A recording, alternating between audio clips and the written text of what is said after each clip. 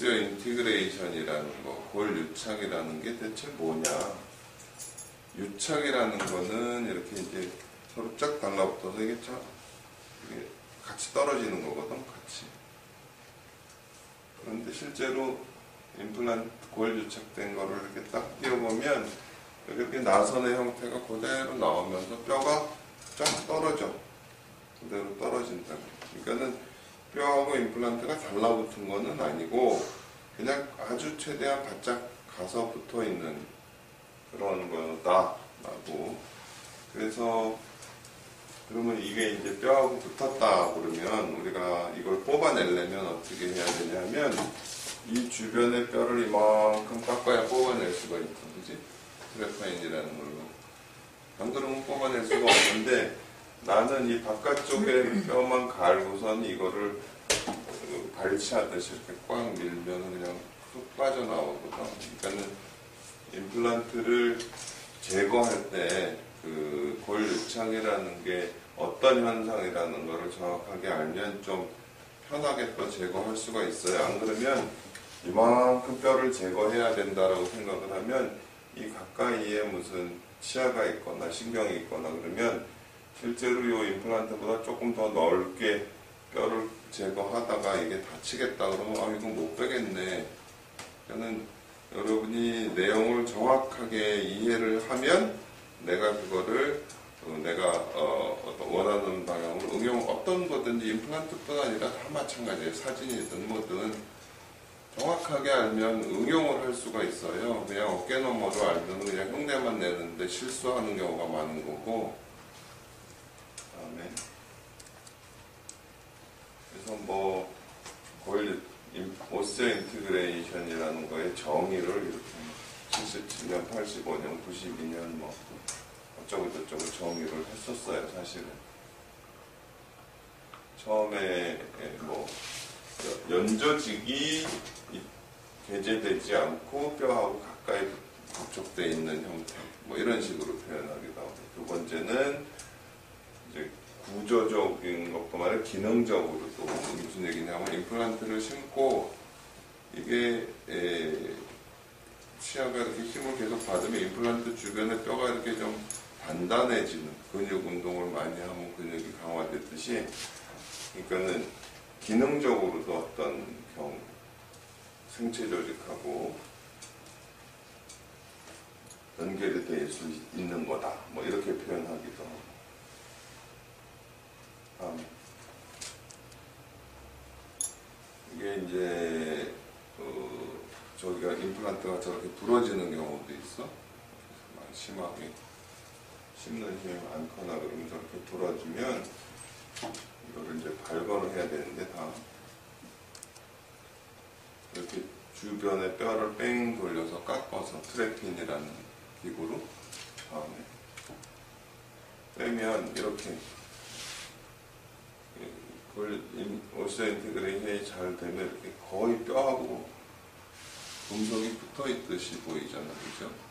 사실은 싹 붙어 있는 거, 결합된 그런 건 아니고 근접해, 최대한 근접해 있는 거.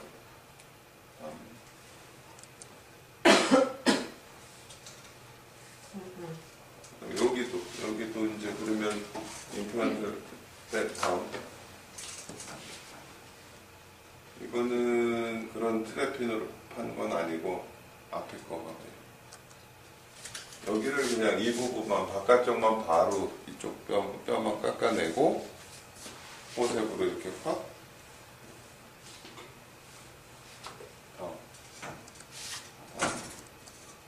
젖히면 이렇게 그냥 트래핀으로 이렇게 돌려 판 게 아니다는 얘기죠. 이런 게 인티그레이션이다라고. 이 정도다.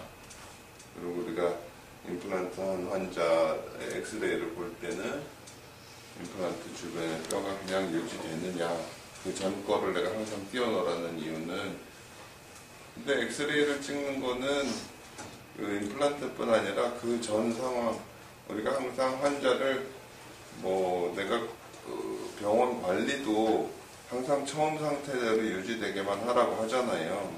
망가졌다 그러면 그 즉시 처음 원상태대로 하듯이 환자를 관리하는 것도 그전 엑스레이랑 지금 엑스레이랑 똑같다 그러면 문제가 없는 거예요. 뭔가 차이가 난다 그러면 거기서 이상이 생긴 거죠. 그죠?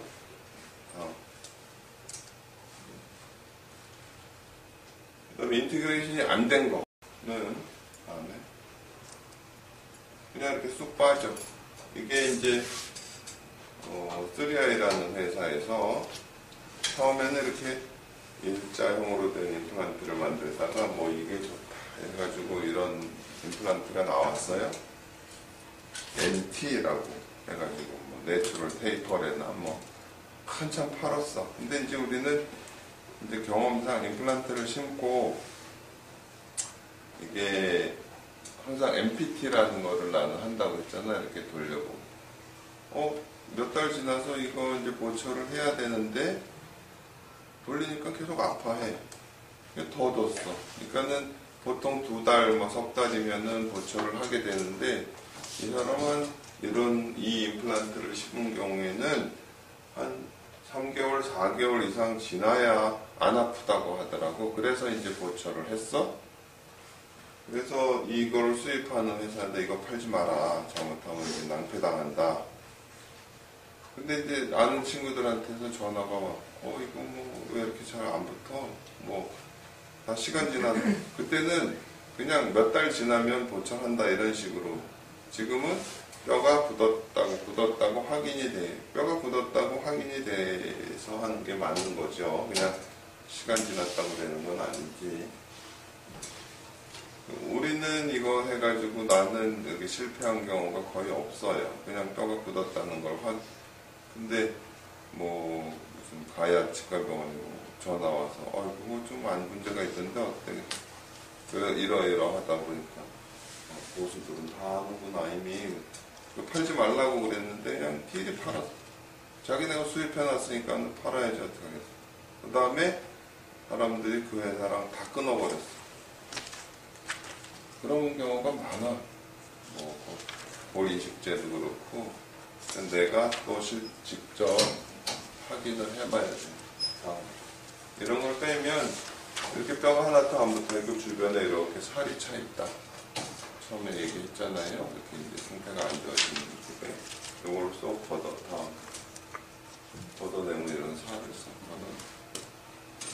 일단 살이 차면 절대 뼈가 가까이 갈 수가 없어요. 일단 그래서 우리가 내 이제 환자들을 할 때 한참 지났는데 이게 MPT가 안 돼요 그러잖아요.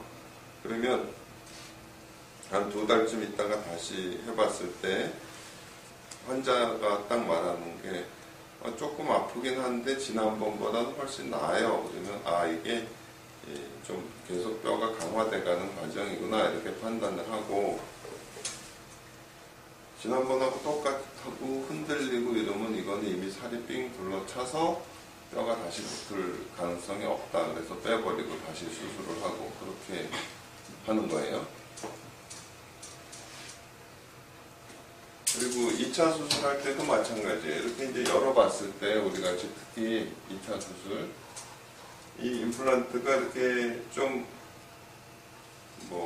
흔들거린다든지 약하다든지 그러면 더 이상 작업을 하면 안 돼. 그냥 다시 덮어놓을 수도 있고, 아예 이렇게 된 경우에는 그냥 이제 다시 해야 된다라고 알려줄 수도 있고, 그러면 의사가 판단하는 거예요.